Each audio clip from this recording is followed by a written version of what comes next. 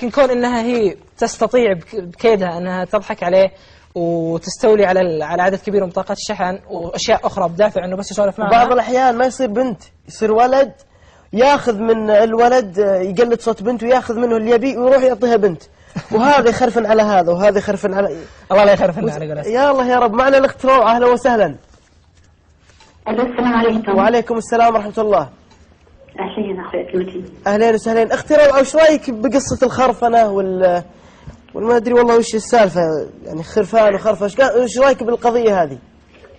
والله أشوف أنها قضية من الصراحة كثيرة في مجتمعنا اليوميا بزيادة الصراحة.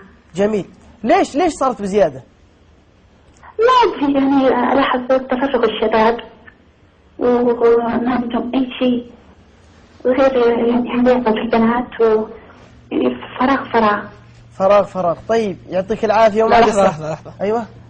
شلونك يا أحمد؟ اهلا وسهلا اخوي، من هذا؟ مساك الله بالخير. شباب انا مرتب مقلب مع الشباب. حياك الله يا احمد.